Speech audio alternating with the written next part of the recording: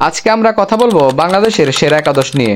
আর একাদশের পারমিশন থাকবে কোচ ক্যাপ্টেনরা ভুটান ম্যাচে যেই পারমিশনটা ট্রায়াল দিয়েছেন সেটি 4-2-3-1 পারমিশন। কোচ ক্যাপ্টেনরা যেহেতু এই পারমিশন ট্রায়াল দিয়েছেন তাই পরবর্তী ম্যাচগুলোতে এই পারমিশন অ্যাপ্লাই করবেন এটাই ধারণা করা হচ্ছে।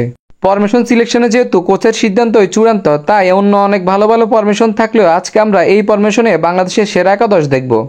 তো চলুন শুরু করি। প্রথমেই আসি গোলকিপারের কথায়। তা আমাদের আস্থার প্রতীক গোলকিপার তো মিতুল মার্মা আছেই। আশা করি গোলকিপার হিসেবে মিতুল মার্মাকে নিয়ে কারো কোনো আপত্তি কিংবা দ্বিমত নেই।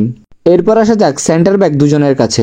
এটা চোখ বন্ধ করে যে কেউই বলবে বাংলাদেশের সেন্টার ব্যাক দুজন হলো তপু বর্মন এবং তারেক কাজী।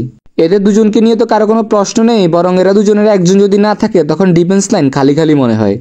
আচ্ছা, তারপরে এবার রাইট ব্যাক এবং লেফট ব্যাকে আসা যাক। রাইট ব্যাকে অভিষেক ম্যাচে খুব অসাধারণ খেলেছিলেন তাজউদ্দিন, তবে রহমত মিয়াও খুব ভালো খেলে থাকেন।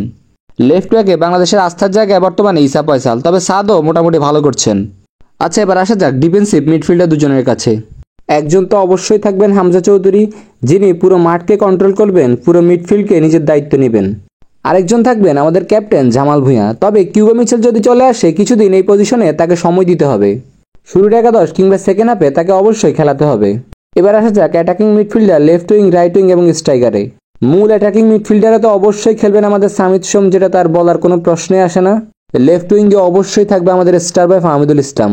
সেই পজিশনের জন্য কতটা যোগ্য সে নিজেই প্রমাণ করে দিয়েছে, যাকে নিয়ে কারো কোনো সংশয় কিংবা মতভেদ নেই। এবার আসি রাইট উইঙ্গে। একদম সমানে সমান যে দুজন রাইট উইঙ্গের দায়িত্ব পালন করতে পারবেন তাদের একজন রাকিব আর একজন কাদিম শাহ। এই পজিশনে দুজনের মধ্যে একজনকে বেছে নেওয়া আসলে খুব কষ্টসাধ্য, কোচ যাকে পছন্দ করে। আর মূল স্ট্রাইকে থাকবে আমাদের লিগের ট্রফি স্কোরার আলামিন। আশা করি এই পজিশনে তাকে নিয়েও কোনো মতভেদ কিংবা দ্বিধামত নেই। আসলে অন্য পারমিশনে হয়তো বাংলাদেশের আরও সেরা একাদশ সাজানো যাবে, তবে কোচ ক্যাপ্টেনের পছন্দ এই পারমিশন, তাই আমার মনে হয় এই পারমিশনে এটাই বাংলাদেশের সেরা একাদশ। আপনার কাছে কি মনে হয় অবশ্যই কমেন্ট করে জানান।